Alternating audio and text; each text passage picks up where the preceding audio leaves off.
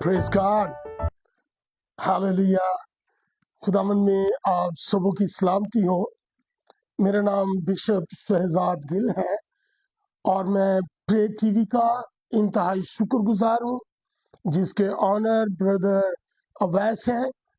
मैं शुक्रगुजार हूँ कि उन्होंने मुनासिब समझा कि इस खूबसूरत मौका पर, जबकि क्रिसमस सीजन है, तो खुदा के इस अदना खादम को इस चैनल पर, इस टीवी पर मौजूद किया जाए, ताकि हम मिलकर खुदावन के कलाम को सीख सकें। चूंकि मैंने अर्ज की है कि क्रिसमस सीजन है, सो खुदावन के कलाम में हम देख रहे हैं कि इमसाल की किताब उसका 25 बाब और उसकी 11वीं आयत में लिखा है कि बामौका बातें रुपहली टोकरियों में सोने के सेब हैं। रुपहली से मुराद ये है चांदी की टोकरियां।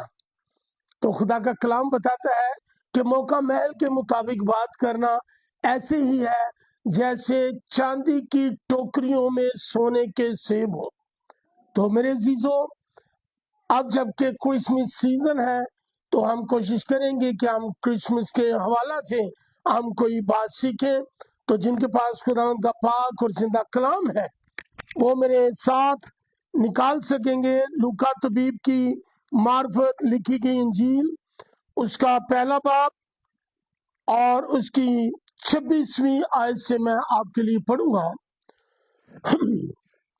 खुदावंद के पाक और जिंदा कलाम में लिखा है, छठे महीने में जिब्राइल फरिश्ता खुदा की तरफ से गलील के एक शहर में जिसका नाम नासरत था, एक कुमारी के पास भेजा गया, जिसकी मंगनी दाऊद के घराने के एक मर्द यूसुफ नाम से हुई थी, और उस कुमारी का नाम मरियम था। और फरिश्ता ने उसके पास अंदर आकर कहा, सलाम तुझको जिस पर फजल हुआ है, खुदावन तेरे साथ है। खुदावन अपने जिंदगी बख्श कलाम के पढ़े, सुने, समझे और कबूल किए जाने पर अपनी बरकत नाज़िल फरमाए।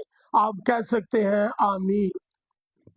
मेरे जीजो, यहाँ पहली आयत जो है उसके बारे में मैं बात करना चाहता हूँ कि यहाँ लिखा है कि छठे महीने में। बहुत सारे लोग ये समझ बैठते हैं कि छठे महीने से मुराद जो है वो जून का महीना है, लेकिन यहाँ जो छठे महीने के बारे में कहा गया, जून के महीने के बारे में नहीं कहा गया। बल्कि अगर आप इस पैसेज को आगे तक पढ़े तो इसका जवाब भी इसके अंदर मौजूद है, और उसका मैं जिक्र बाद में करता हूँ। खुदा ने इस निजाम के लिए, खुदा यीशु मसीह की आमद के लिए हजारों साल पहले पेशन गोइयां की।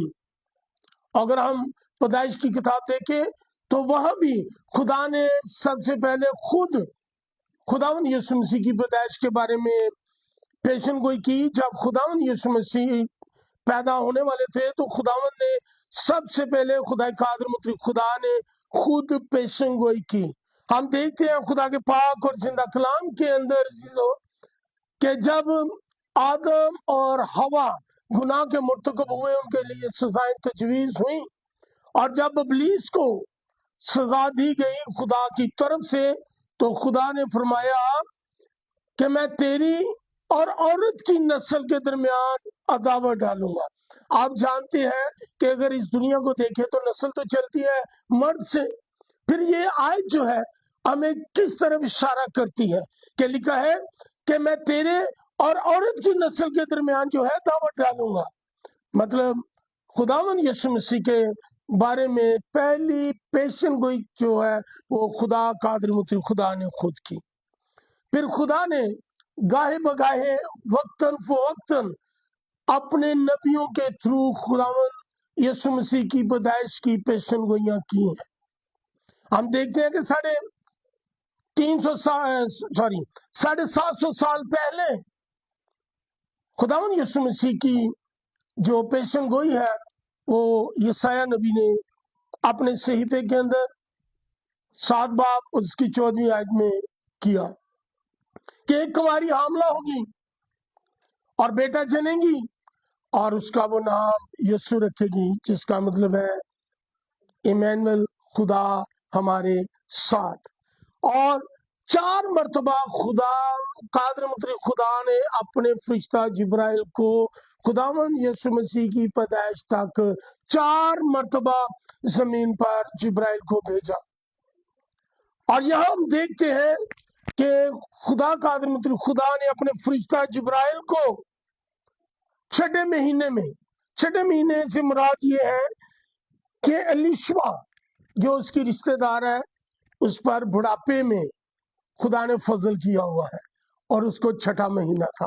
اور اس 6 مہینے میں خدا نے اپنے فرشتہ جبرائیل کو کنواری مریم کے پاس بھیجا جو ناصرت کے شہر میں رہتی ہے اور اس کا نام مریم ہے، کنواری ہے. اس کے بعد جبرائیل فرشتے کو بھیجا اور اس نے مریم کو سلام کیا.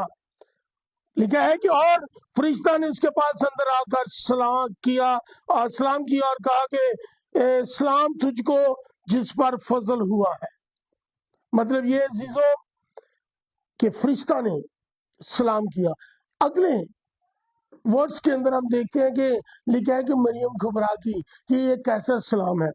میں خیال پیش کرتا ہوں کہ شاید اس وقت اب کلی طور پر خدا کا فرشتہ اپیئر نہیں ہوا ہے، اس کے سامنے نہیں آیا ہے، اس لیے وہ اس سلام سے گھبرا گئی ہے. لکھا ہے وہ اس کلام سے بہت گھبرا گئی اور سوچنے لگی یہ کیسا سلام ہے.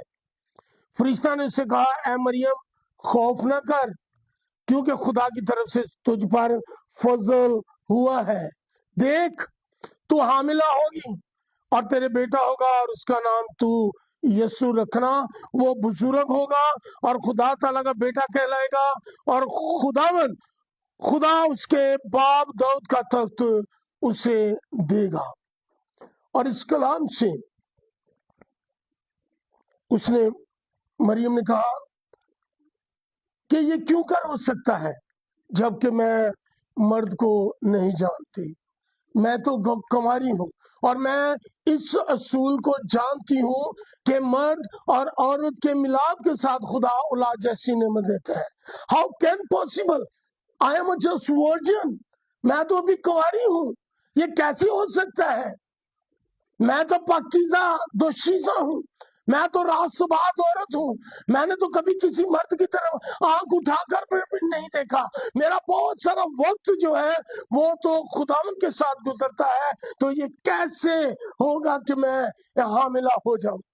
کیونکہ مریم جانتی ہے کہ اس زمانے میں بہت سخت قوانین تھے. اگر کوئی عورت کنوار پل میں ہی حاملہ ہو جاتی تو اس کے لیے بہت زیادہ قوانین جو ہے وہ نافذ تھے. اور سب سے بڑی بات یہ کہ ایسی عورت کو سنسار کر دیا جاتا تھا. عورت کو زمین میں آدھا گاڑ کے پتھر مار مار کر ایسی عورت کو ہلاک کر دیا جاتا تھا، وہ بہت بدنام ہو جاتی تھی. اور یہ ساری باتیں جو ہیں مریم کے ذہن میں ایک گھوم رہی تھی کہ یہ کیسے پاسبل ہے کہ میری منگنی تو ہوئی ہے لیکن رخصتی ابھی نہیں ہوئی. تو اگر میں کنوار پن میں اگر میں حاملہ ہو جاتی ہوں تو یہ میرے لیے بڑی بدنامی کی بات ہے، میرے ماں باپ کے لیے بڑی بدنامی کی بات ہے. میرا جو ہونے والا شوہر ہے، جو میرا منگیتر ہے، وہ میرے بارے میں کیا سوچے گا، دنیا میرے بارے میں کیا کہے گی، جبکہ سب کے سامنے یہ ہے کہ میں بڑی ہی راست باز اور خدا ترس اور خدا سے ڈرنے والی عورت ہوں. تو اگر یہ ہو گیا تو یہ کیسے میں اس کو ٹائٹل کر سکوں گی؟ بہت ڈر رہی تھی لیکن فرشتے نے اس کا ڈر ختم کر دیا. کیسے؟ اگر ہم 35ویں آیت کو دیکھیں تو یہاں لکھا ہے اور فرشتہ نے جواب میں اس سے کہا کہ روح القدس تجھ پر نازل ہوگا اور خدا تعالیٰ کی قدرت تجھ پر سایہ ڈالے گی اور اس سبب سے وہ مولود مقدس خدا کا بیٹا کہلائے گا یا ٹھہرائے گا. ہاللیلویا، پریز گاڈ.